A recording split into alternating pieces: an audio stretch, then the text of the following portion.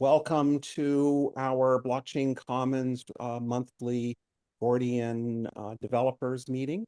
We hold these typically the first Wednesday of the month. Um, uh, Sometimes not in like July because of July 4th and things of that nature, but almost always it's the first Wednesday.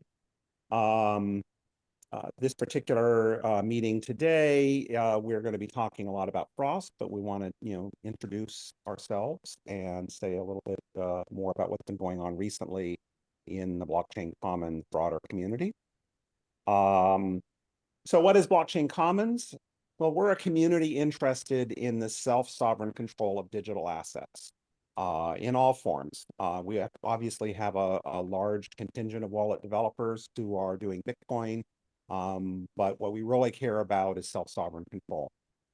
We bring together stakeholders, collaboratively develop interoperable infrastructure. We believe you can't be self-sovereign if you're locked into one piece of hardware or software or a service provider. So you need to be able to move freely and be able to make choices as to, what is the best service or product or whatever that you can have. In general, we really want to focus on designing decentralized solutions where everybody wins. Um, and as an organization, we're a neutral, not-for-profit to enable people to control their own digital destiny. This would not be possible without our sustaining sponsors. This includes Bitmark, Chia, Crossbar, Digital Contract Design, Proxy, Unchained Capital in the last year, and in particular Foundation Devices, who is present today. So thank you very much for being a sustaining sponsor.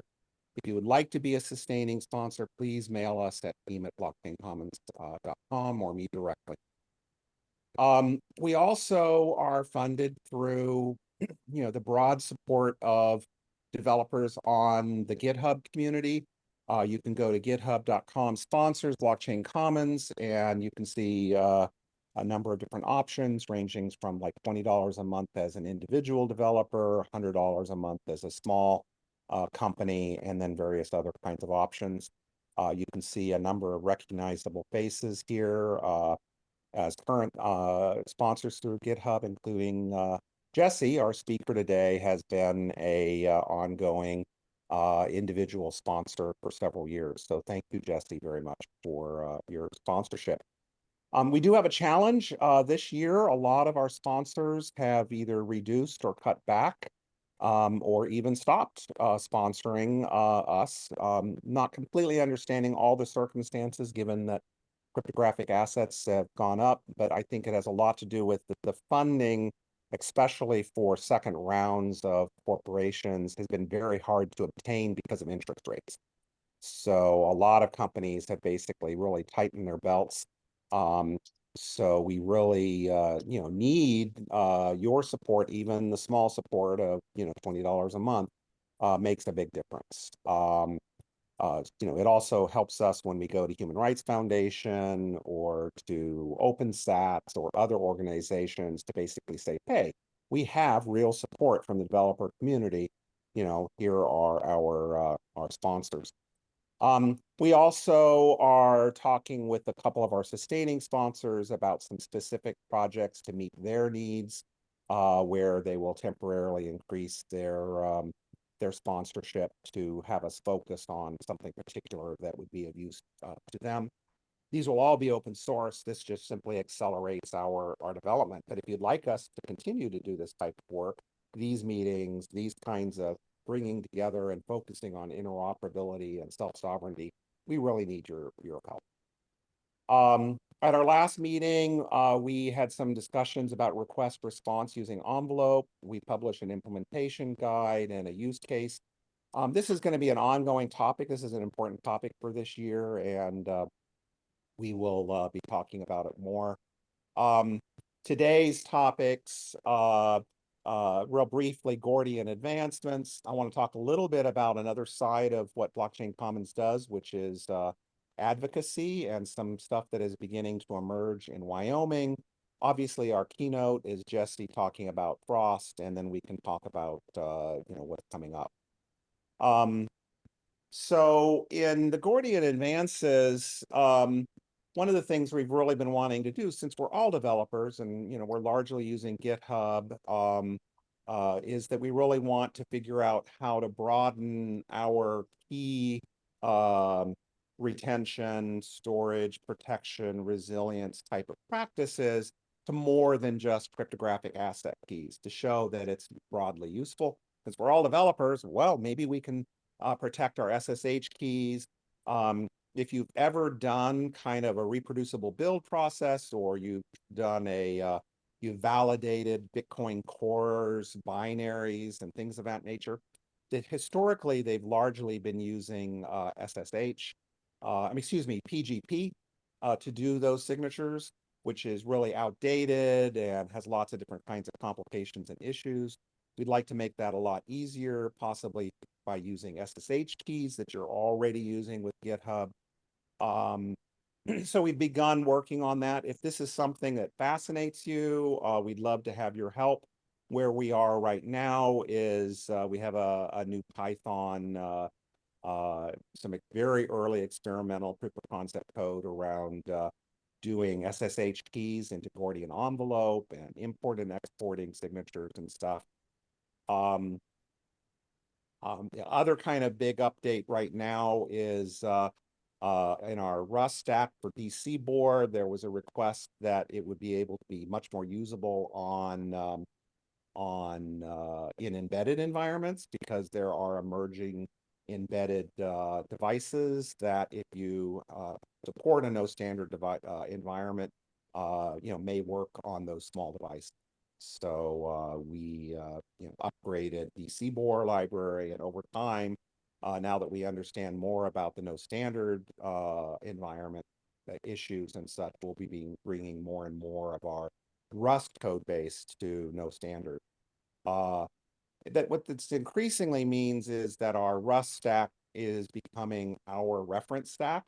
So, but we still want to support Swift and, where we can, other platforms. And of course, we want to support your ports of our libraries. So anything we can do to help you port it to whatever obscure or not obscure environment that you use, we'd be glad to help you and help help do that. For instance, we did a documentation on how the UR stack works to make it a lot easier to do ports of the UR part of the stack.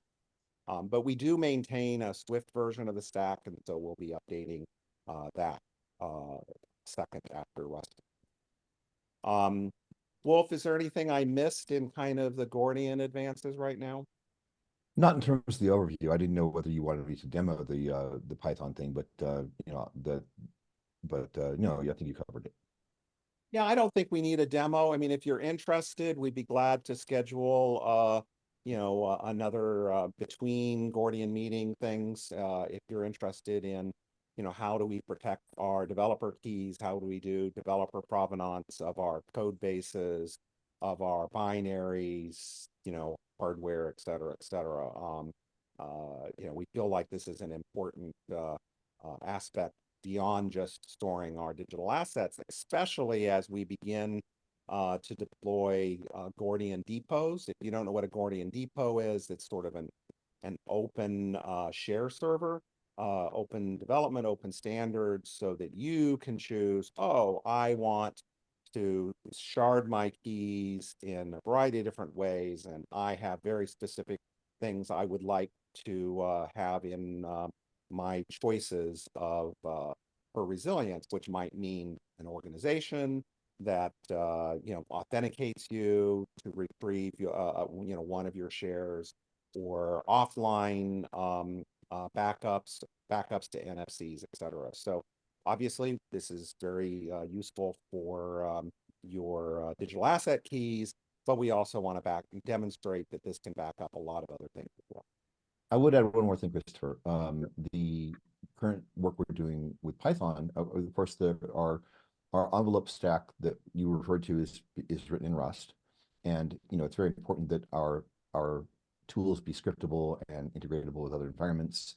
And the Python work we're doing right now is actually really interesting in one aspect, which is that a Gordian envelope by itself is a hierarchical document format that includes holder-based illusion by default, but it doesn't, in its basic spec, include anything for signing encryption. So on. We have extensions for that, and those extensions all have proofs of concept in the Rust code. I mean, you can use it today and do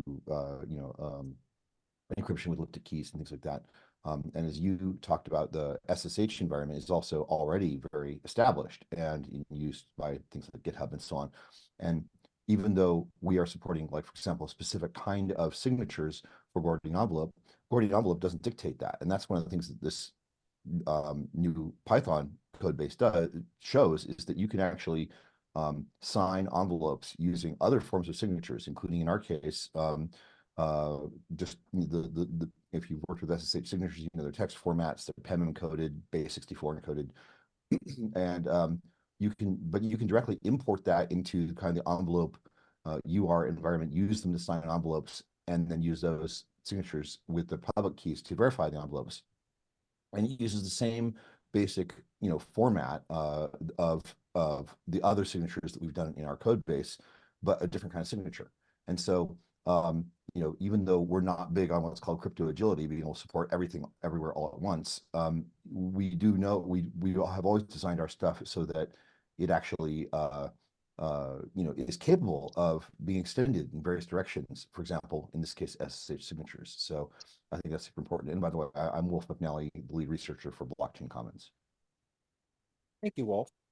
Anyhow, this is going to be an ongoing topic. If you've got questions, you can either bring them up directly to us, use the Signal group, and I'd really like to try to get going the Gordian discussion community on some of these types of things if there's interest. If you hadn't seen it last month, we released a new version of Gordian Server. This is a very user-friendly version of Bitcoin Core that makes it very easy to install on a Macintosh. One of the particular advantages of it is it also installs Tor, so that you can do a variety of Tor gap type of functionality. In the latest version, we now support RPC auth, not just the plain text RPC credentials, and we support the new M1 Mac, M2 Mac binaries, and we support Bitcoin version 25 and 26. One of the exemplary wallets that uses this is Fontaine's Fully Noted app, which is basically an iOS app that has no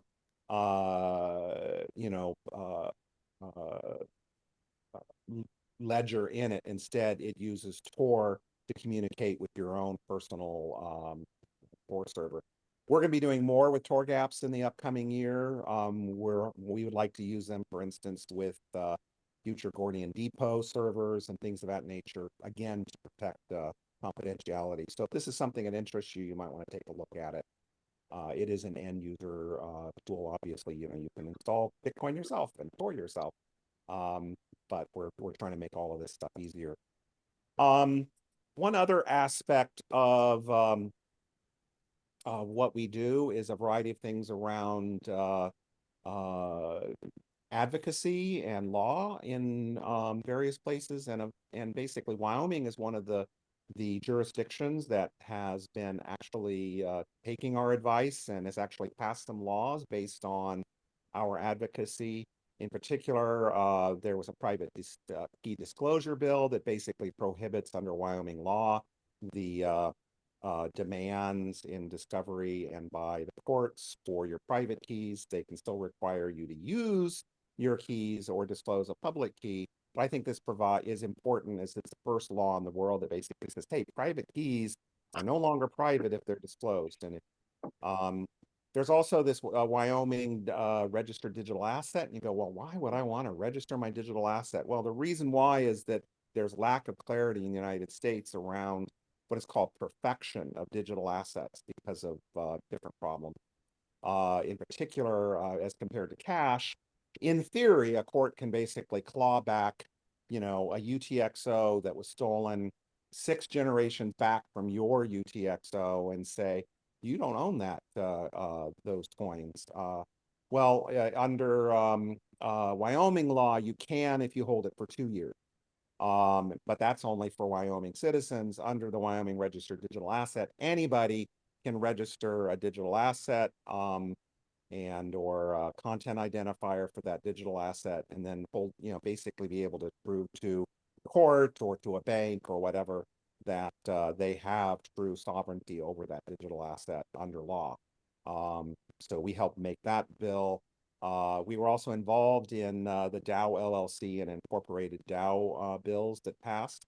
But in particular, my part of my goal was to make sure that it was future-proofed and wasn't just an Ethereum Dow. And we've got some particular ideas around a Bitcoin-friendly capability, which leads to, in the coming year, I've got some ideas around micro DAOs. Imagine a small company that, in effect, its entire treasury is a multi-sig Bitcoin descriptor, and the ownership is described by the Bitcoin descriptor. So that's an opportunity coming up. We want to legalize data minimization through redaction and elision. One of the problems right now is companies carry far too much information about you, and they say, well, we have to have it in case we're sued. So we want to basically say, no, that's a bad practice. You can redact, just destroy the information, and you can still, meet your legal requirements. And if you must keep the information, you can elide the information, keep the elided proofs online, and take the actual data completely offline so they're not subject to attack. So if you're interested in these types of activities, the new legislative season basically is starting in May. I'm meeting with various legislators later today and in the next month to set the agenda for that. This is something you care about. Please let me know.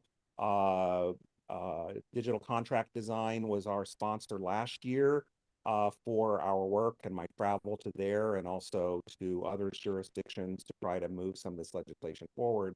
And so if you would like to target your sponsorship of Blockchain Commons toward this advocacy, please let me know and become involved. So now we come to our keynote today, which is on Frost. Welcome, Jesse. Jesse is the senior blockchain engineer at BitKey and has been a fellow with various organizations that have been sponsoring Frost work for the last couple of years. In particular, he's been working on the SecP 6K1 ZKP implementation that's in the Blockstream repo. He's been working on the Frost BIPs and various research projects. Frost, Jesse, do you want me to drive, or would you like to share your screen and you can also drive the presentation? Yeah, I guess I can share my screen. Maybe that's a little easier. Yeah. And also just maybe reintroduce yourself from because I just gave the high level overview. Absolutely. Yeah, I'm just pulling up the slides here. So yeah, like Christopher said, I've been working on Frost for a while. I used to be at Coinbase working on some multi-party computation projects, and was had a grant with Brink for a while where I was just full-time on Frost open source.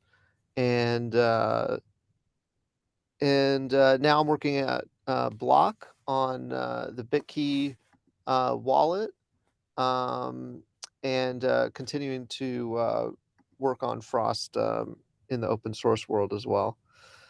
So let's dive in. So what is Frost? So Frost is an acronym for flexible round optimized Schnorr threshold signatures. So Schnorr signatures are a new signature type that was added to Bitcoin with the Taproot soft fork. Before that, we were limited to a signature type called ECDSA. Schnorr was actually invented before ECDSA, but there was a patent on the Schnorr signature for a while, which has now expired. And ECDSA was invented basically as a workaround to get around the patent. And one of the things that changed is the ECDSA signature is a little bit more complex and it doesn't have a linear form. And so there's things that we can do with the Schnorr signature that we can't do with the ECDSA signature. And one of those is threshold, um, a certain style of threshold signatures and distributed key generation. Um, and so the idea here is, people probably are familiar with multi-sig using Bitcoin script, where we use the Bitcoin scripting language to specify a set of public keys. And then we can generate an address, and then to spend the Bitcoin, you need to sign with a predefined number of keys. So let's say we're doing a 2 of 3. The script would specify 3 public keys, and a signature from any 2 of them could move the Bitcoin. Another way of accomplishing a multi-party transaction or securing Bitcoin with multiple parties is instead of using Bitcoin script to split a private key into multiple pieces, and using off-chain protocols and multi-party computation, um, produce the signature for the single key. So on the blockchain, it just looks like one key and one signature, but behind the scenes, there was actually multiple parties that created the single key and multiple parties that were required to produce a signature for that key. And there are ways of doing this with ECDSA, but there are much better ways of doing this with Schnorr signatures. And the latest and greatest way to do this is called Frost. These kinds of techniques have actually been around for a long time, but Frost created a number of improvements to the existing types of protocols. But it's the same basic system underneath in all these Schnorr style threshold signing systems. Um, so you can think of Frost as combining these different primitives. So you have Shamir secret sharing, where you can take a secret and you can split it into multiple shares. And you can have any T of N configuration, 3 of 5, 4 of 11, whatever you want. You also have something called verifiable secret sharing, um, which allows the shares to be verified, because when different participants receive Shamir shares, they don't, without VSS, they have no way of knowing whether or not their share actually belongs to the same set as everybody else. Like maybe they were given a defective share or a malicious share, and they don't even know if the share actually reconstructs to the secret that they expect. Um, and so with verifiable secret sharing, there are these commitments that are made to the structure by which the secret was split, namely a polynomial. And without revealing any secrets, participants can use these commitments to verify their shares are all part of the same set as the other participants, and that they reconstruct to a secret, a private key that corresponds to a public key. They don't learn the private key, but if they know the public key, they can verify, yes, I hold a share of the private key for this public key that I know. And then distributed key generation lets us create Shamir shares and VSS proofs in a distributed way. So rather than having a trusted dealer that generates the secret and splits it and gives the shares to different participants, with distributed key generation, we can have multiple participants send some data around to each other. And at the end of the process, they each have Shamir shares of a private key that no participants know.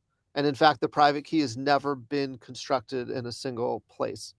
Um, and then we have Schnorr signatures. Like I mentioned, they have this linear form. So that means we can do things like aggregate keys and signatures, or in the case of Frost, we're going to be aggregating nonces. And with Shamir secret sharing, you have to take your shares and get back to the secret. You do something called Lagrangian interpolation, and it involves using some multiplying some coefficients by the shares and then summing them. So with Schnorr, since we have this linear form, we can have the participants sign with their Shamir shares, and we can aggregate these signatures. And this goes to the last point, the signature aggregation, where we can have some participants sign with their shares to produce these partial signatures, and then we can aggregate the signatures. Because the Schnorr signature is linear, the Lagrange coefficients distribute over the partial signatures when we combine them, such that the shares, such that the signature forms a valid signature for the public key. But we never actually had to bring the shares together in one place. Each participant just signed with their share, and we aggregated the partial signatures, but we didn't aggregate actual shares themselves. So we can get into more detail about why that's important. So, like I was saying, the more kind of traditional way of doing this is with Bitcoin script. So, what are the advantages over Bitcoin script? Why use Frost instead of Bitcoin script? Well, when you use the script, you when you spend the coins, you reveal information about your setup.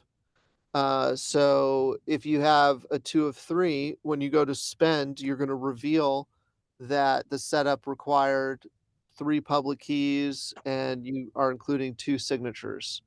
So you're revealing some information about your configuration. And that could provide a very powerful heuristic for chain analysis, for example, if they know a certain wallet has a certain configuration and they can see that, oh, wow, your change outputs are always using this specific configuration. So it probably belongs to the same wallet and so on and so forth. So with Frost, it's always the same footprint, which is you see one on chain, you see one signature, one key. It doesn't matter if you had a 3 of 4, a 2 of 3, a 4 of 11. It always looks like one signature, one key, and it's the same. So you essentially have the same anonymity set as everybody else who's doing a key spend in Taproot. It all is homogeneous, indistinguishable, and looks the same. You also have lower fees with Frost because when you use Bitcoin script, you have to include multiple public keys when you spend in the redeem script and multiple signatures. So that's just more data, which creates a bigger transaction, which then adds up the more inputs that also have to have multiple keys and multiple signatures. It can get quite expensive. And so with Frost, since we always have one key, one signature, we have basically a constant scaling factor in terms of fees that no matter how many participants or what the threshold is, the fee will always be the same. So that's really nice.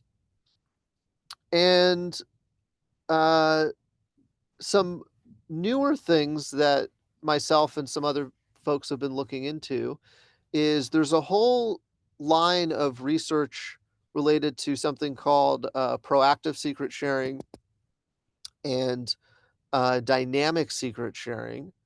And these haven't yet been fully explored yet in terms of combining it with Frost, but we basically all these protocols were developed for Shamir shares. And since Frost produces Shamir shares, we pretty much know that these protocols will work with Frost. And what they let you do is, for example, let's say you have a 2 of 3 wallet. Let's say you have a 2 of 3 wallet and you lose one of the nodes. The one of the nodes loses its share, or let's say the share is stored on a phone and you lose the phone. The one of the shares is lost. There's repair protocols such that you can a threshold of participants can send data to the node or the signer or the participant that lost its share, and it is able to reconstruct its share without revealing it to anyone else. You can also do things in that case where you have a lost share. You may want to change it out, because if you have a phone that has a share on it and it's been lost, you have to assume that share might have been compromised because you no longer have physical possession of it. So first you would get a new phone, then you would repair the share so the new phone has the share that it previously had. Then you'd run a refresh protocol. So all the shares change. And now if an attacker gets the lost share, can't be used for anything. But we didn't change the underlying private key. So we didn't actually have to make an on-chain transaction. Same thing in terms of, let's say we want to enroll a new participant, or we want to disenroll an existing participant, or we want to modify the threshold. We want to move the threshold up, or we want to move the threshold down. Without these protocols, every time you do any of those actions where you're recovering a lost share, you're enrolling, disenrolling, modding the threshold, you have to make an on-chain transaction to sweep to a completely new key. And if you're moving your entire wallet, you're going to have to pull in your entire UTXO set into a sweep transaction, and that's could get very expensive, especially as fees, potentially rise over time. And also it's not great from a privacy perspective, because now you have a single transaction that includes all your UTXOs, making them more easy to link together. So with this kind of off-chain resharing, we can do all these cool operations without ever having to change the keys, and therefore without ever having to make an on-chain transaction, which is better for privacy and fees. So those are the advantages over Bitcoin script. There's also some more theoretical things we might be able to do that I'm not going to get super deep into, but where we can potentially get a multi-sig lightning kind of setup and have security that looks more like cold storage or warm storage than the hot kind of keys we deal with today in Lightning. That there's still a lot of research that needs to be done there, and a lot of unsolved problems, but that's another possibility down the road. The advantages over Shamir secret sharing are that, so with Shamir secret sharing, and this is what, a lot of exchanges or institutions and other entities that hold large amounts of Bitcoin have used in the past, is they have a trusted setup, some kind of secure location, and with all kinds of precautions or whatever to generate a key and then split it into shares. And uh, and that is a very sensitive operation. It's easy to screw up. And if and it creates a single point of failure, where if the trusted dealer was compromised or if the setup was compromised, then the whole output is insecure. And typically what it means is only large organizations can securely run this process. It requires a lot of operational overhead. So it's a big limitation. And the other thing is then when you want to spend the Bitcoin, you have to bring the shares back together.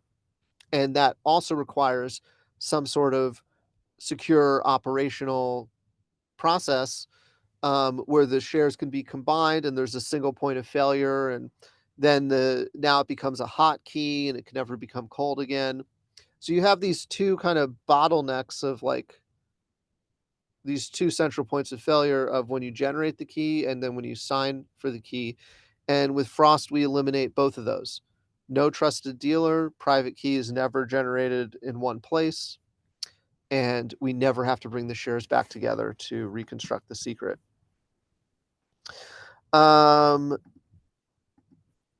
So what's the current state of the world? There's a Frost PR open in SecP ZKP. I also have a trusted dealer version of the PR that we might be able to get in more quickly because a lot of the complexity of the protocol has to do with the DKG, the distributed key generation. So, of course, trusted dealer removes that one advantage of no trusted dealer. Now you have a trusted dealer, but you still don't need to bring the shares back together when you reconstruct. You can keep them separated. So that might be acceptable for certain settings or environments.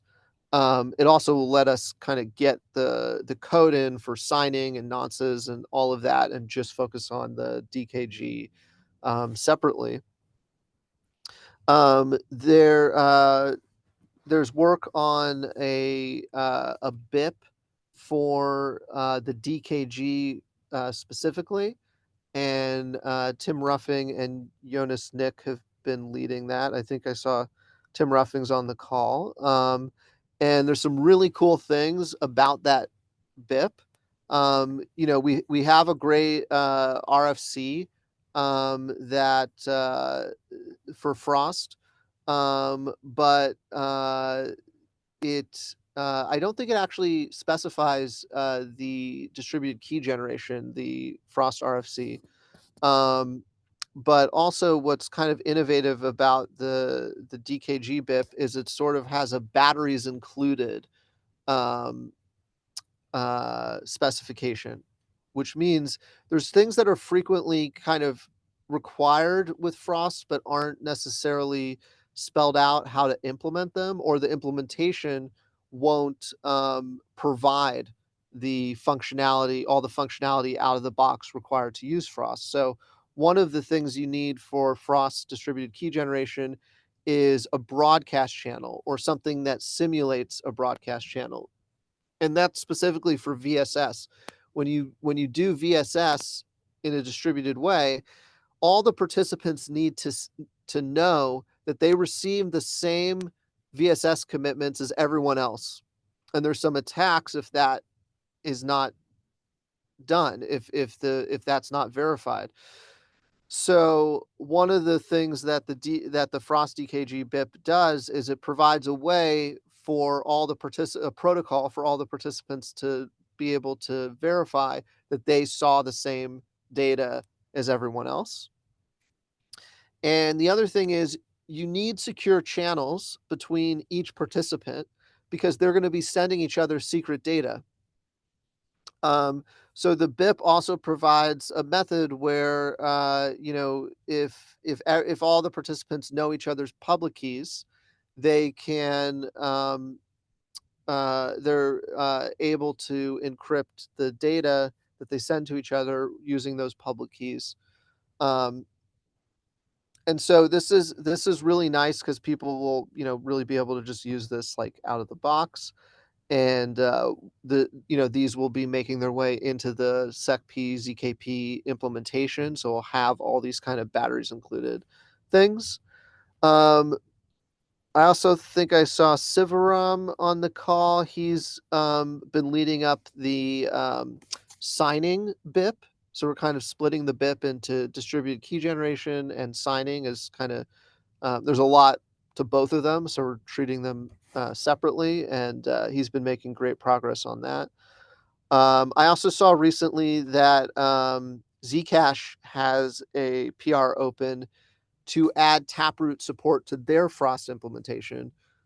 Frost was initially invented, I think, in collaboration with Zcash or with Zcash in mind, and they have a Rust Frost implementation, and they've had a SecP implementation, but it didn't use the Schnorr type of signatures we use in Taproot, because Schnorr is not, unlike ECDSA, there's not like a single specification for Schnorr. There's a lot of different flavors of Schnorr, and they all are basically the same, but there's can be slight variations. And Taproot has a very special kind of Schnorr signature. In particular, it uses X only public keys. So even though Zcash had a SecP implementation, they didn't have the Taproot style Schnorr with the X only public keys. And there's a PR open to add that. That looks like it's getting pretty close to being merged. So that's pretty exciting. Some new papers. So there's this new paper that came out this year, re-randomized Frost. And this proves security for key tweaking. So we've already kind of known that we can do Taproot key tweaking with the Frost key, or BIP32 key tweaking for a Frost key. So, but this like demonstrates that's actually secure, which is nice. So you could create a Frost key and then derive child keys with BIP32 and sign for them. Or you could create Taproot addresses that include a key spend path and a script spend path, and the Frost key could sign for the script for the key spend path. And so the key tweaking is really nice. The other thing, this other new paper that I haven't looked too deeply into yet, but it looks pretty exciting, is this kind of Arctic lightweight and stateless threshold Schnorr signatures. So one of the things that we want with signatures, ideally, when we're dealing with nonces, is deterministic nonces, because if you reuse a nonce across two signatures, the private key can be extracted from the two signatures. And this has happened, many times, most notably like with the PlayStation 3 firmware, they reused their nonce and the key was extracted. And you need like a good source of randomness if you're just going to like generate a new nonce each time, and you have to be very careful that it hasn't been reused. So in ECDSA, we use we hash the message along with the private key, and we to get the nonce, and that guarantees that if the message changes, the nonce will change, and so you don't have to worry about nonce reuse, and you don't have to worry about your entropy or your randomness for the nonce.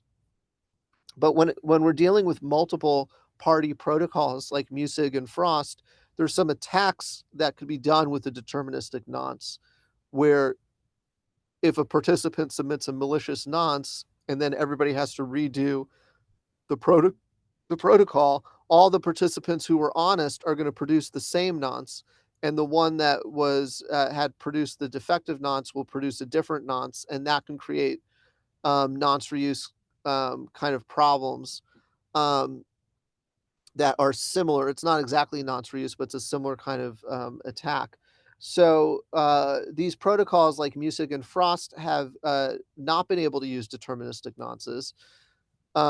There is a protocol, Musig DN, that uses zero knowledge proofs for deterministic nonces, but this new paper is more lightweight than Musig DN. It's more efficient for when there's a smaller set of participants, and we can get deterministic nonces with, I think, something that looks very similar to Frost, And I believe that means we can sign in one round. So like typically Frost, you either need to pre-generate your nonces in advance, which can create some issues of how do you make sure you're selecting the right ones, or you need a 2-round protocol to sign. And so if we have a deterministic nonce, I think signing becomes 1 round.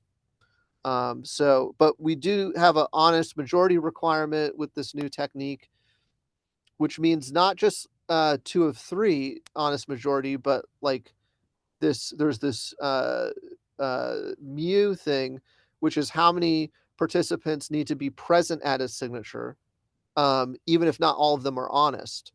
And so we have a little bit. We couldn't do like a 2 of 3 here. We would need if the threshold is 2, so 2t 4 minus 1 is 3. We would need at least 3 signers present, even if the threshold is 2, meaning we can one of those signers can be corrupted, and it's still secure. So that's that. So like I mentioned, proactive secret sharing is this way that we can change the Shamir shares without changing the underlying private key. And this this requires n participants to be present, but there's ways I think you can get around this where you could disenroll any participants that aren't present, rotate the shares, and then re-enroll the ones that are absent. And there may be things there of like, how did those participants verify what happened while they weren't there? But that, is an area for exploration for how to kind of maybe change the shares around, even if not all n participants are present. We assume that at least T participants actually delete their old shares, which is in the same security model where we assume T honest participants. Otherwise, they could just reconstruct the secret. But also, there needs to be like a secure deletion that takes place, and if the old shares aren't deleted, that's a security issue. Refreshing shares can also be used for disenrollment, because basically, let's say you have 6 participants and 5 want to eject the 6th participant. The 5 participants do the refresh protocol and they just don't include the 6th participant. And so now their shares no longer can be used for signing. So that's a way you can disenroll participants. And the way this works for those who kind of know a little bit about Frost is you basically do a distributed key generation where the secret is 0, and then you add those shares to the existing shares. And since the first coefficient is 0, when the 2 polynomials combine, all the coefficients change except for the first one, which means that the shares are new. Old shares don't work with the new polynomial, but the secret hasn't changed. Another protocol that's part of proactive secret sharing is repairing. Like I said, if there's like a lost share and that participant needs to recover or repair their lost share, the existing participants can send data to the participant that lost the share, and they can reconstruct their lost share. And also for refresh, there's an issue where it's being discussed to be added to Zcash, but it hasn't actually been added yet. Repair has been added to Zcash. And so this only requires T participants, not all N. Communication complexity is a little bit better than T squared. And what's cool about this is it can also be used to enroll a new participant.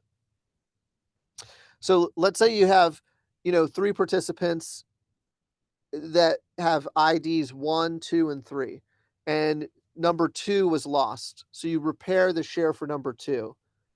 But for enrolling, basically you repair the share for number 4. Like if you wanted to add a 4th participant, you run the same repair protocol, but you're repairing a share that was never actually created to begin with. And that's why both repairing and enrolling are the same protocol.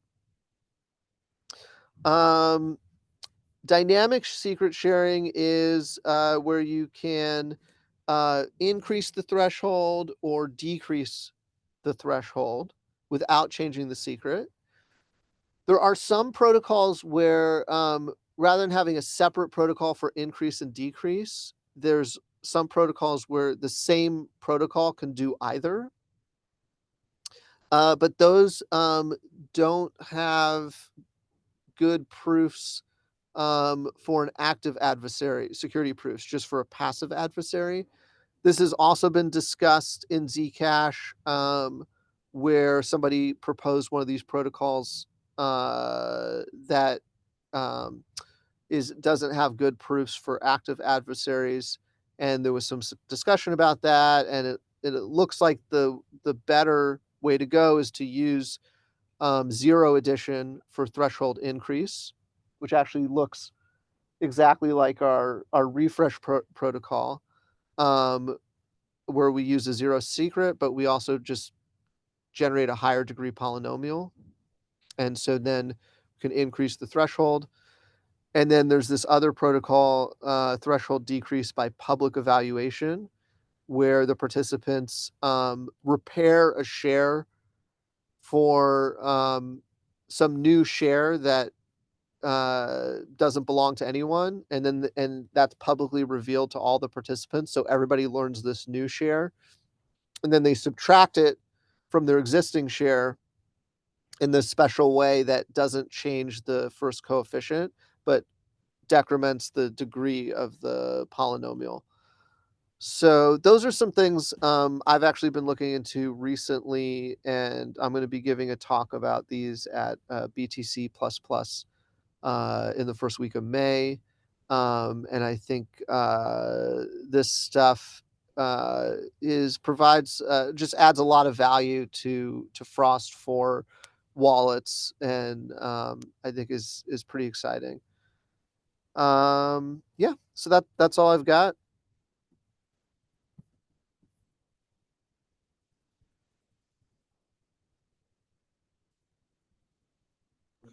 Thank you very much. I'll take the lead from here. I've shared links for all of the things that were all of the slide links that were previously shown. Give me 1 second.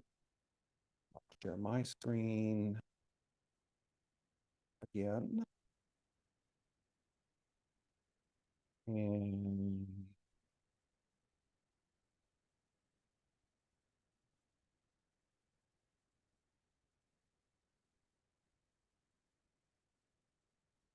okay, so we have a variety of questions that came up in the discussion. I'll if the participants are still around, I'll let them ask the question. Otherwise, I will recap the question. So we'll start at the top.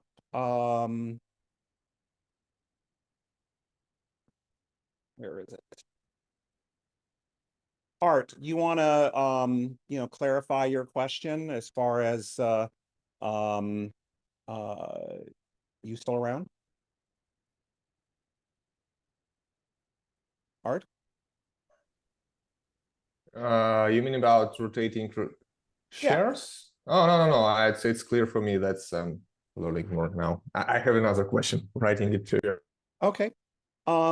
So I did want to make a statement here that, we have some language challenges when we start talking about terms like rotation, that we as a community need to be distinct on.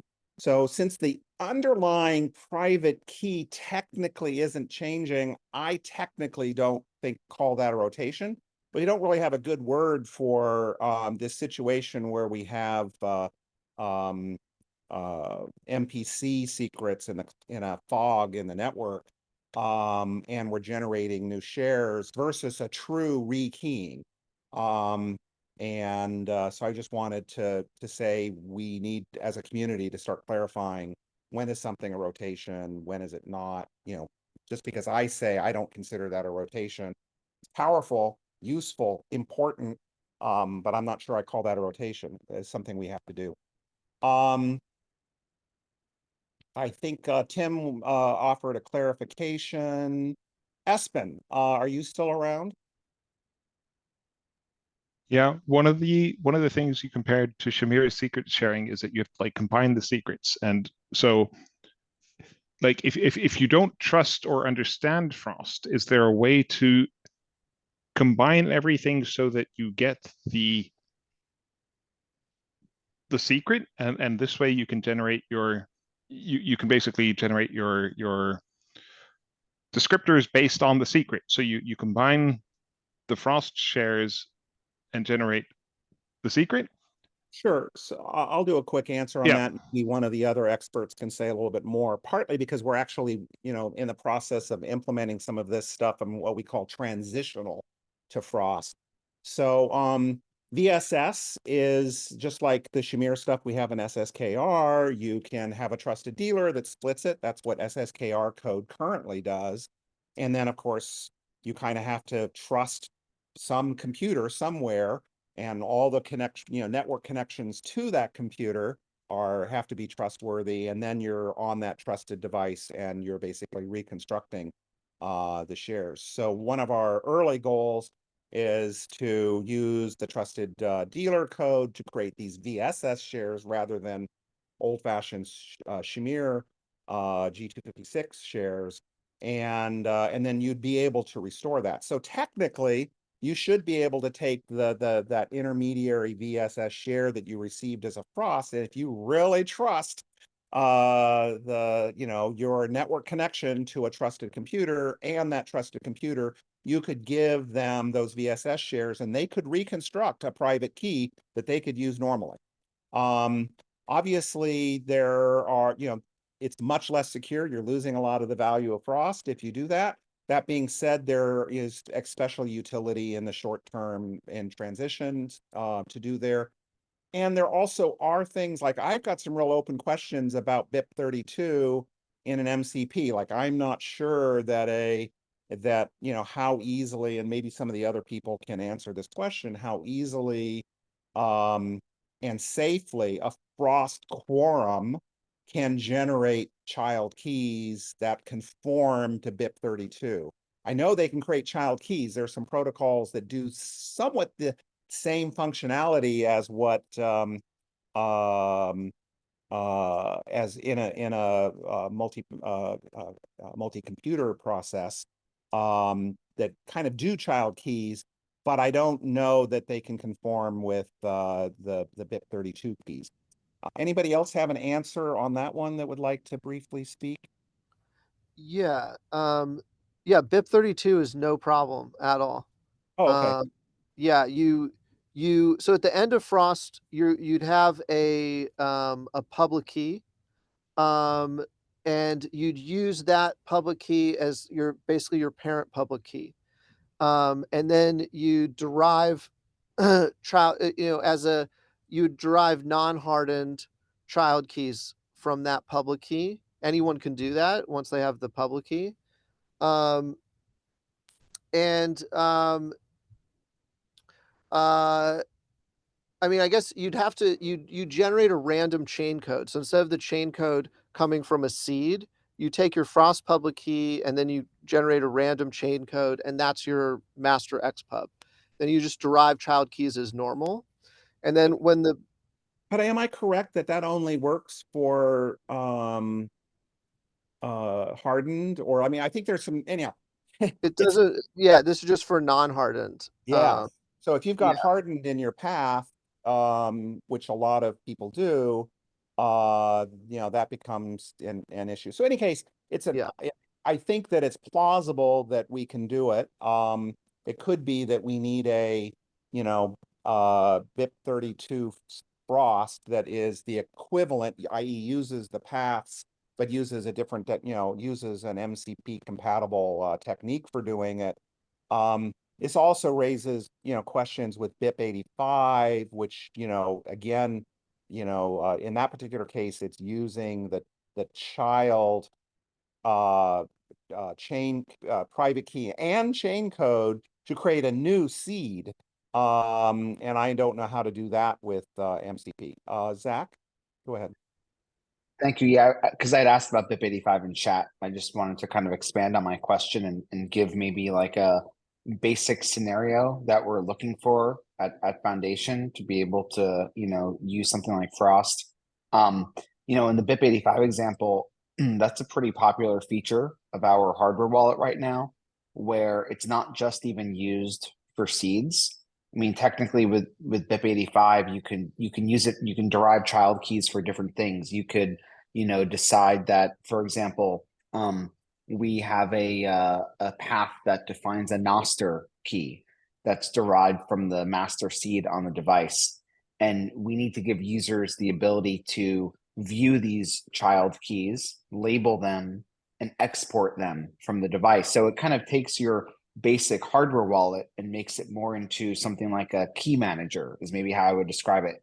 And that's what we call the feature on our device. So the thing that I'm struggling with here is with Frost, because the master, private key doesn't really exist in one place, short of bringing everything together onto our device and trusting that hardware wallet, right, with the full seed, which would compromise on the security, as you mentioned. I'm trying to think how we could somehow use this where we could still offer a similar feature with BIP 85 and child seeds that users could export out from our device while protecting this master, seed, and signing from it for Bitcoin transactions with a Frost quorum. So that's where things start to get very complicated and confusing for me. Yeah, so my gut feel is it probably isn't going to be easy under MCP, but you can get the exact same functionality what you need by using an MCP friendly MPC friendly protocol.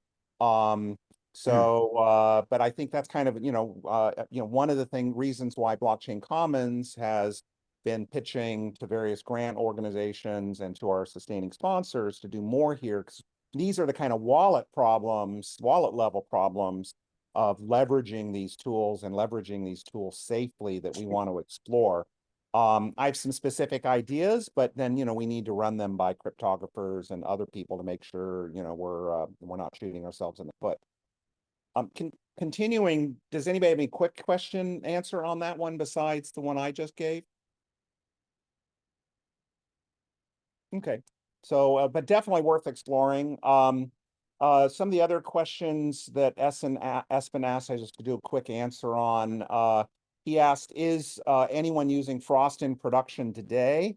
I believe Brink and Blockstream are, but I don't know if those are betas or what the status is. What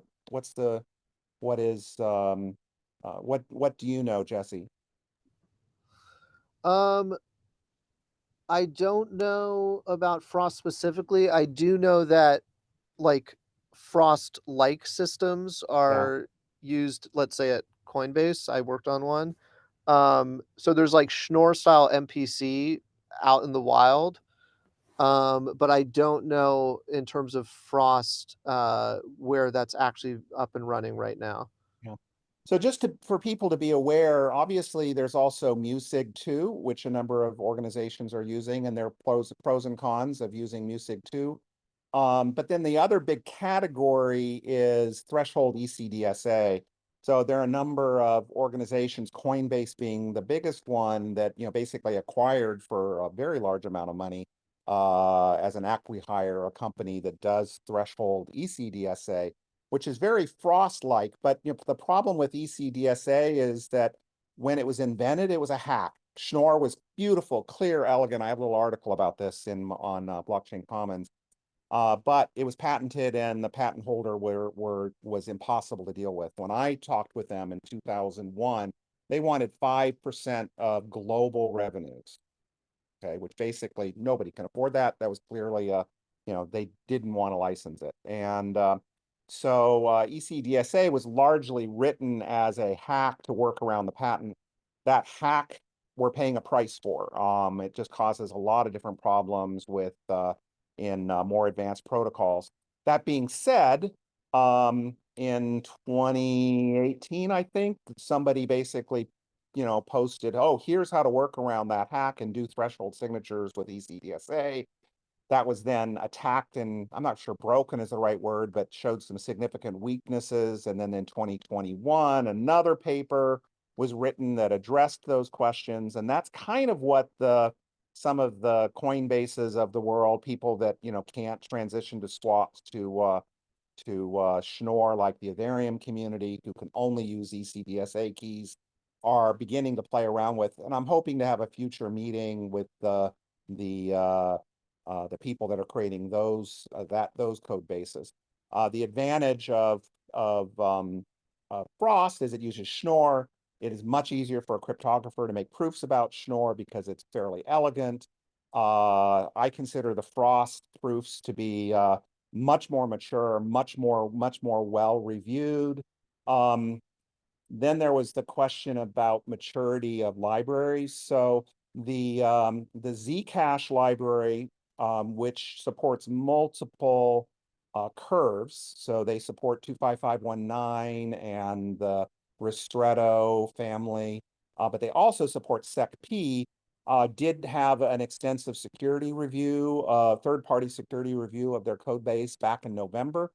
That being said, the November version of their SecP did not use X-only private keys. And there's some interesting, I don't know, some people, might say, well, in retrospect, X-only private keys, as elegant as it is to have this wonderful 32 byte, always consistent rather than, some of them being slightly larger and smaller, we are paying a price for it in Frost. Maybe Tim, are you still around? You want to say something about X only and how some of the challenges that it adds to the, Frost and Musig?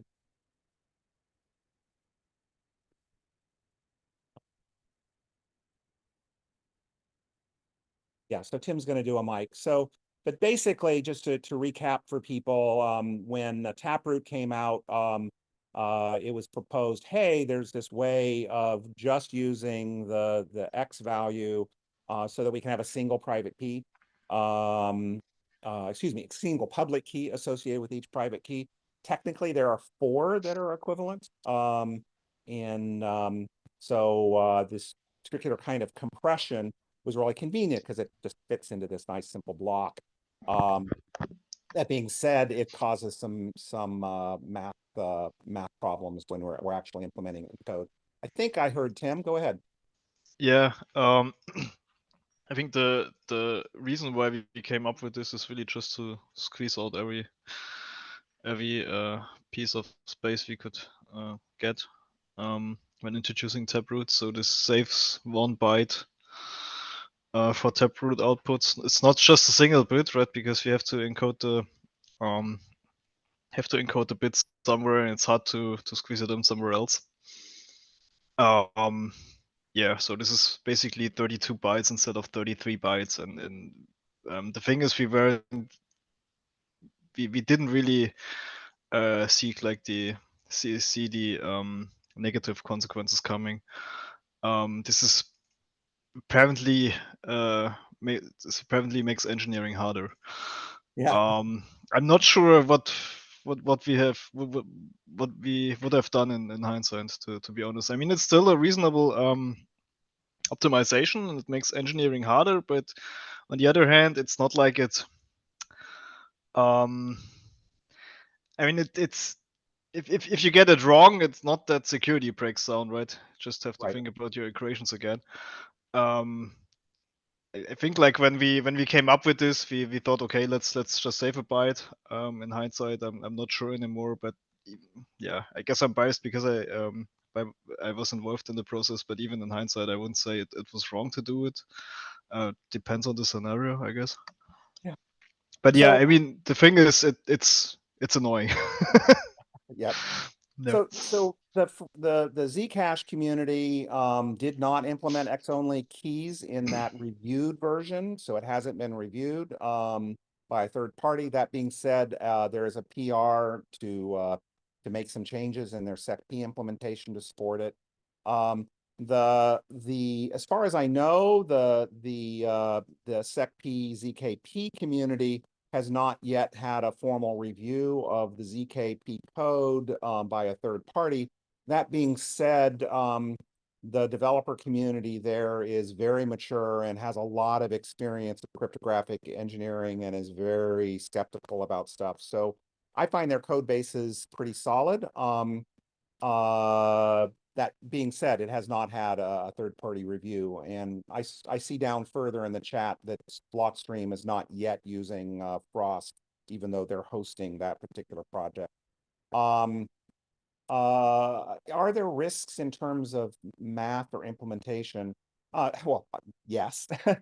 In math, I'm really pretty confident about Frost. Again, there's a certain simplicity in Schnorr that makes Frost easy to analyze from a cryptographic cryptographer perspective. Implementation, always interesting challenges, but we've also gone through a lot. I mean, I started at Blockstream in 2015, and they were really kind of puzzling in lots of the territory of thresholds and what the challenges were, and did a presentation for something that then basically they had to withdraw and do again in a different way. There are other teams have done other stuff, so I'm pretty confident on Frost as a general category, math-wise and implementation-wise, fairly mature. That being said, there are a lot of bleeding edges. Again, Frost just creates a private key. It does not create a seed. It does not create a chain code.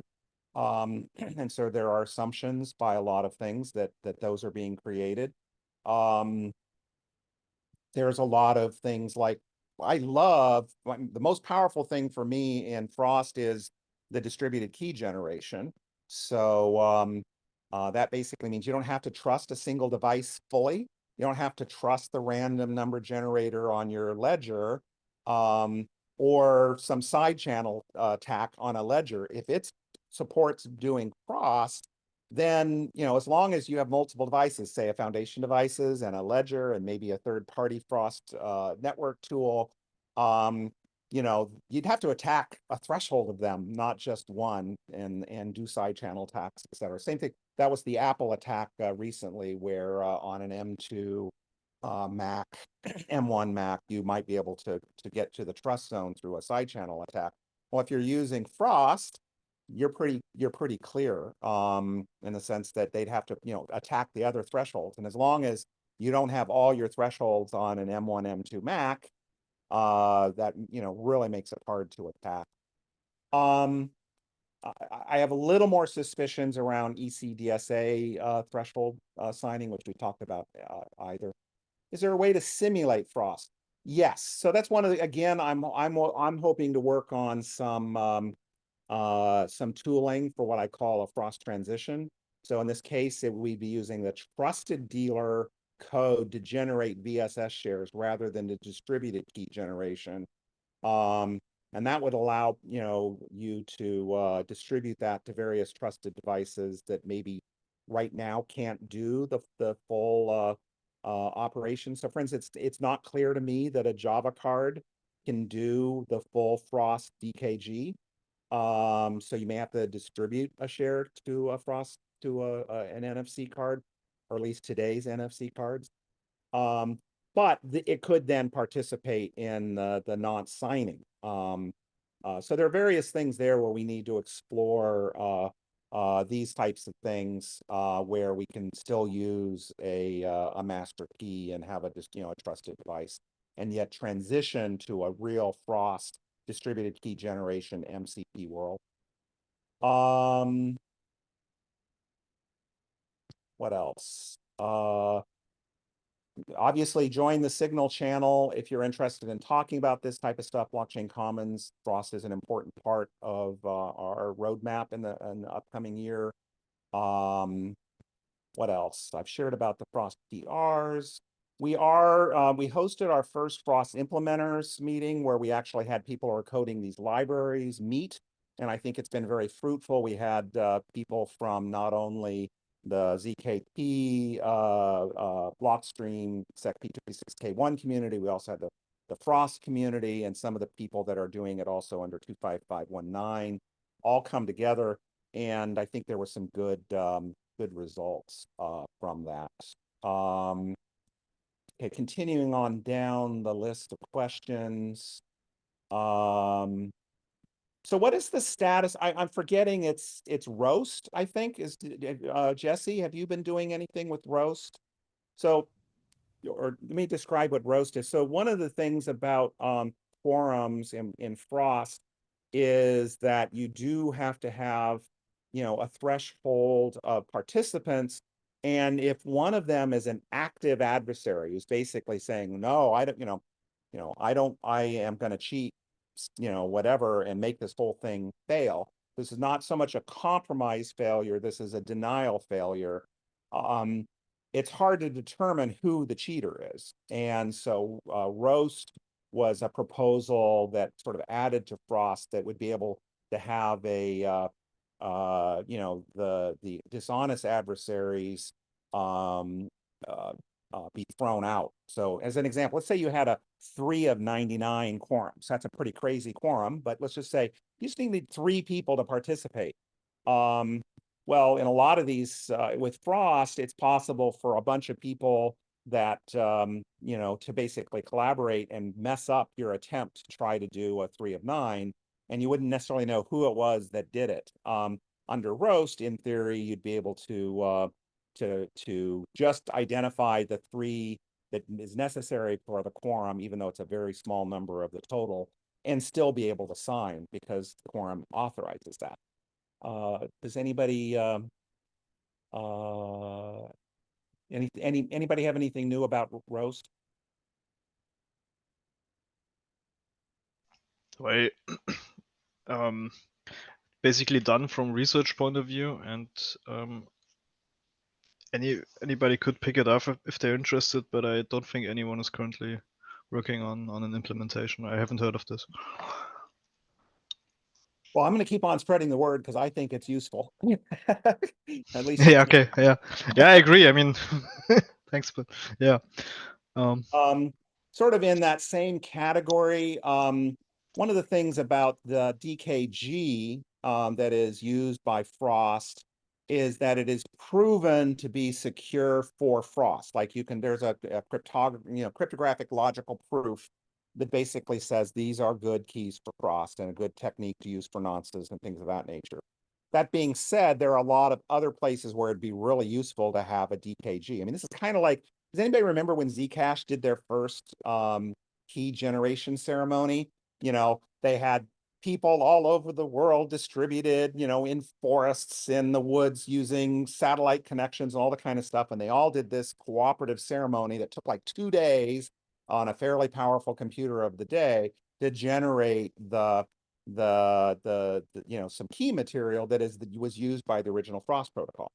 Well, nowadays you can do this with a DKG in less than a second with other parties if you exclude the latency costs of communicating with all the other parties.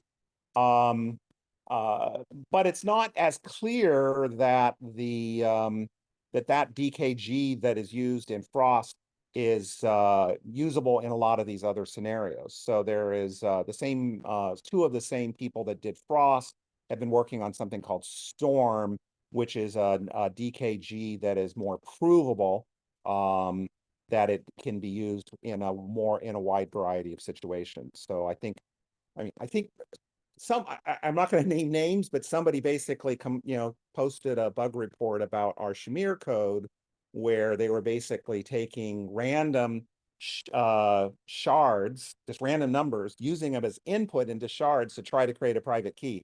And we're going, no, please don't do that. It may work, but it's not provable that it works. In theory, that's one of the flaws with Shamir as opposed to BSS, is that, you know, you can't identify that somebody gave you a random number and is corrupting your restore, which is why we do some checksums and things that, you know, some of the security reviewers going, why do you have a checksum here? That lowers your perfect security to just computational security. And we're going, no, computational security is good enough. We don't need perfect security. So, Yeah, just a point of information, the guy who was trying to actually create random shares and collide them using our Shamir code ran into the problem that it was throwing a checksum error. And he said, this looks wrong. And I said, no, you're doing it wrong. You're not calling a split secret. You're just trying to feed secrets you created into it, and trying to rejoin them. And that's never going to work. And our code actually prevents that. So anyhow, we have similar problems where people will go, oh, well, here's this wonderful DKG for Frost, and we're going to use it for everything.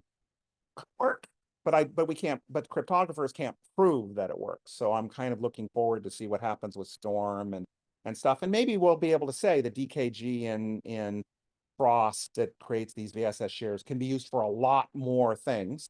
I think that the point of Storm is to make creating the logical cryptographic proofs easier, not necessarily that there's any problem with the Frost DKG.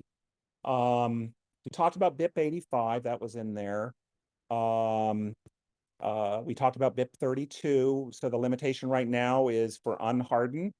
And there's also like problems in 25519 when you do BIP32 that you can only do hardened. So it's like BIP32 has some long-term problems that we've got to puzzle out. How is Frost different from modern MPCs in terms of requirements for interactivity, sync asynchronous? This was Art. Do you want to ask that question again, Art, and clarify it? You still around, Art? Yes, I am. Actually, I didn't got that. It was answered. Maybe Okay. I missed something.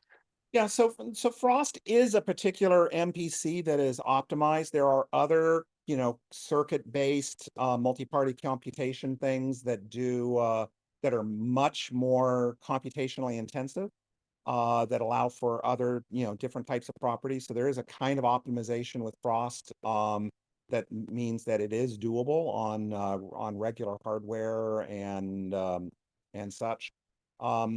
There is discussion, if you go to our Silicon Salon events, various ways of optimizing for some MPC operations, but I haven't really found anybody say, here is a particular thing that a Silicon device could do to accelerate some aspect of Frost. And I'm hoping that that'll be a future discussion.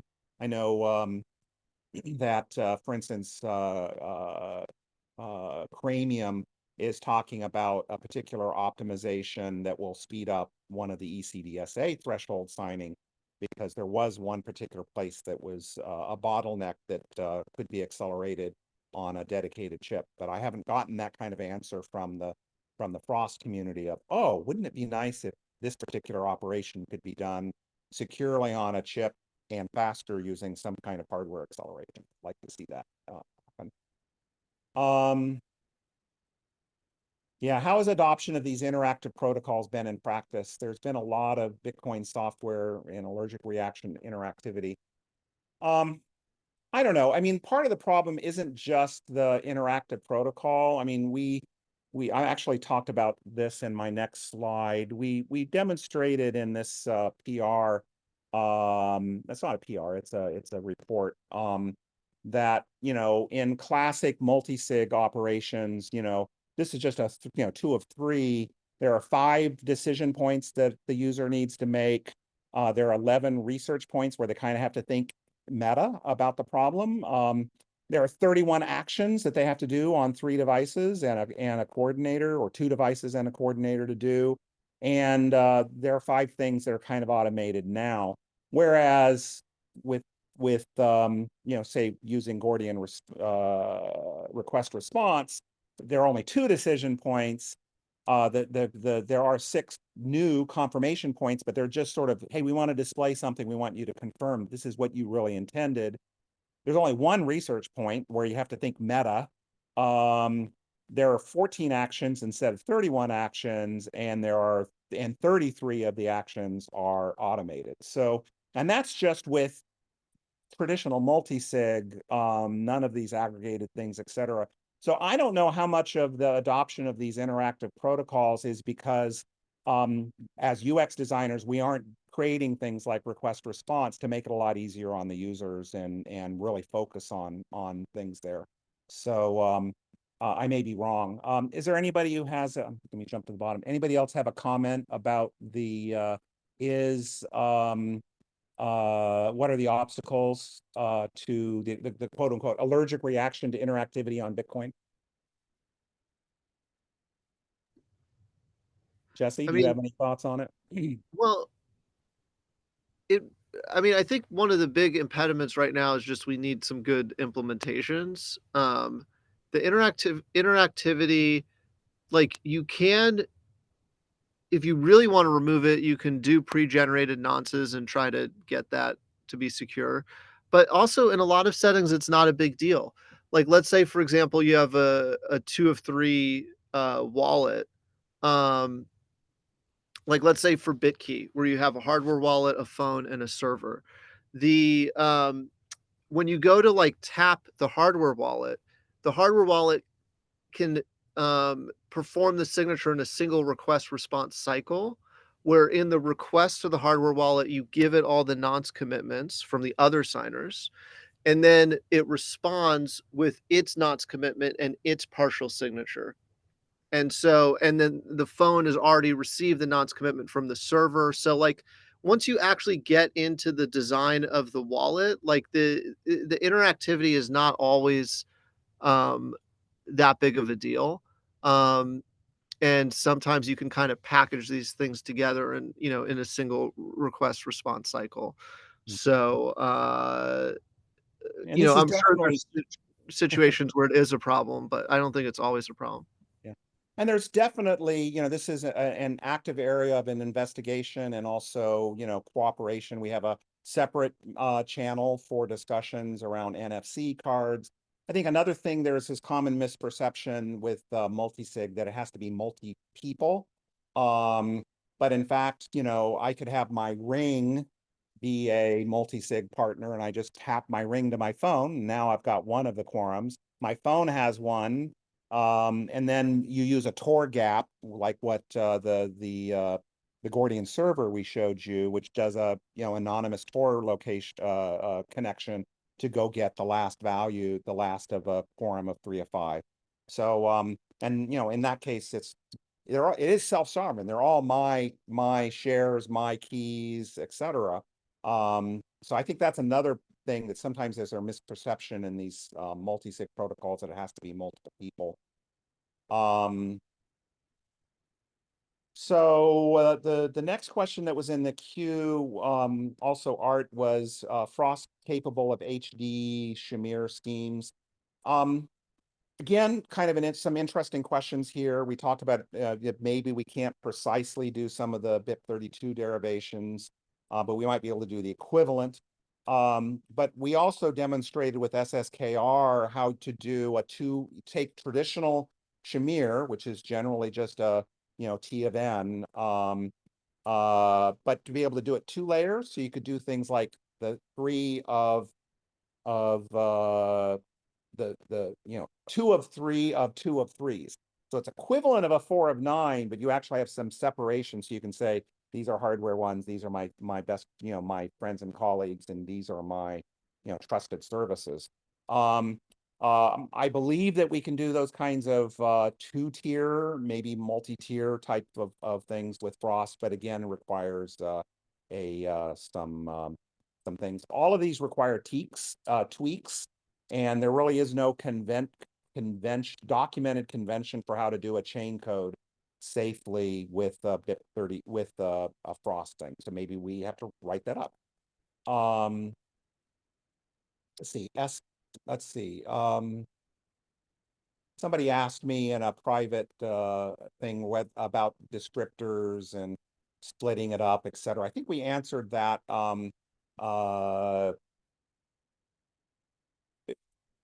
If somebody wants to re-clarify the question about the the primitive of a trusted owner and whatever, if it wasn't answered by my other things. Aspen, go ahead.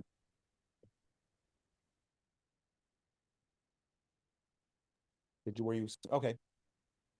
So Tim said Blockstream, we're not using Frost in production right now. He talked about the negation and whatever. How is Frost different? I think we answered that in regards to other multi-party computation. Jimmy mentioned the benefit of you can do a lot of these things offline. A lot of different operations can change without you actually having to move the funds. We're hoping to do another Frost roundtable. So if you're actually not just a wallet developer, you're actually creating libraries for Frost, or you want to help us write libraries to see, like, I'd really like to know, with the best Java card that there is today, how much of, these operations can we do on a Java card? We'd love to have your help in, trying to figure out what are the barriers on low powered devices, which is part of why we started doing the no standard Rust implementation of some of our code. Is, there are also newer devices that allow you to do embedded Rust. And we'd like to explore that. We talked about Roast, Arctic. Craig, do you want to share your observation about Arctic? Just to say, I've spoken to a few hardware wallet developers about Frost and their likelihood of actually bringing it in. And I think the nonce storage and state management has proven to be the biggest hurdle from what I can understand. So when I heard about Arctic today, I was obviously very interested. For me, that is a big step forward. It sounds like we can actually achieve Frost, maybe even on the hardware wallet devices that we know today, which I don't know would be possible otherwise. So that was really the point that I was looking at. Great. Mark, are you still around? Do you want to share what Cranium Labs is doing with your hardware? Yeah, just because you had mentioned hardware accelerators, and it's been a struggle getting ECDSA MPC to go in a reasonable amount of time for signature and generation. But Frost is already so much faster that hasn't really been the focus. It's about 10 times faster even without trying. So yeah, I would be interested if anyone has an idea for specific accelerators around that. But I think we've been focusing on the harder one that needs acceleration. Yeah, so Mark is the CEO of Cranium Labs and its parent company Crossbar. They've been a sustaining sponsor of Blockchain Commons, and they also hosted with us some of the Silicon Salons. We did 4 of those last year, really looking at, how do we have better hardware for these problems. So I definitely encourage you to take a look at some of the transcripts and videos if you're interested in kind of looking at forward looking at what's coming in hardware for better chips to do this type of stuff. Shannon, can you put the Silicon Salon link in the chat? Talk about. Okay, so if you have a question or a comment, we're going to try to close up the conversation today, but I want to make sure that if there's anything else left that we capture it. Our next meeting is going to be May 1st on May Day. Dan Gould is going to be talking about serverless page join using some of the UR standards. He has a GitHub pull on that. And we'd again like to talk more about the improving, the user experience using request response. And we hope that you can join us in May. Any last questions or comments? Just raise your hand. I think Dan is here if you want him to do a quick intro to what he'll be talking about. Oh, great. Dan, do you want to share what you're going to be talking about next month?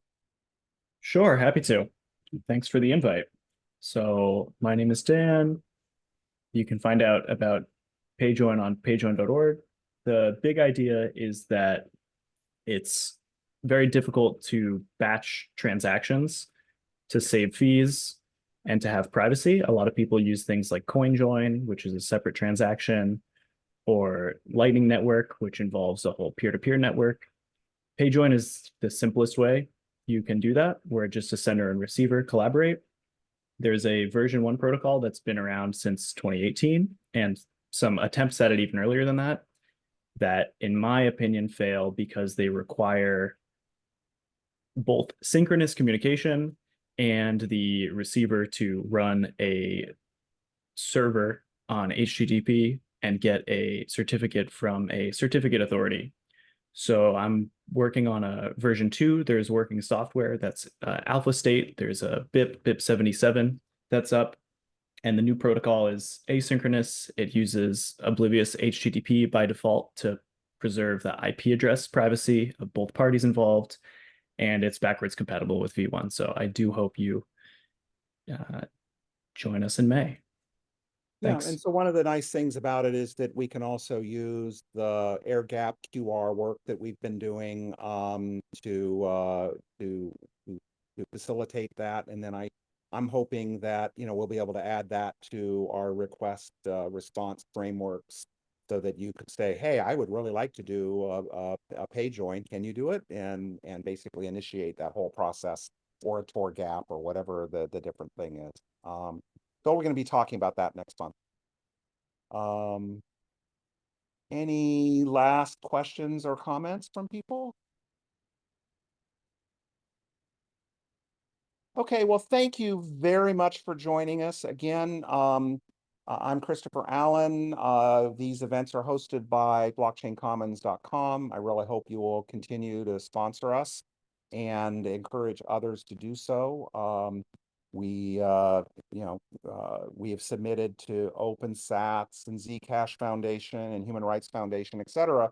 And, so far, they are not been as productive as we hoped they were. So we either have to make it up from our members, or if you have any influence on these organizations, say, hey, we're doing good work. And that would really help us. So And again, thanks thank you very much to Jesse for teaching Yes. us all about Frost today. Thank you very much, Jesse, and also all the other Frost experts who came and joined us to help make clarity there. We will have a video up probably later today, maybe the transcript up later today, and then we'll let everybody know through the Signal channel and other channels when those are available. Yeah, and of those course, are all please, to absolutely be up today. please, if you have clarifying questions or whatever, use the Signal channel. If you want to use the public GitHub discussion area, that way the advantage of the Signal is you get an immediate question, but then it disappears. The advantage of using the GitHub discussion area is that it's permanent and saved, and we can all share with other wallet developers who maybe couldn't make it here today. Thank you very much, and have a good day. Thank you very much. Thanks.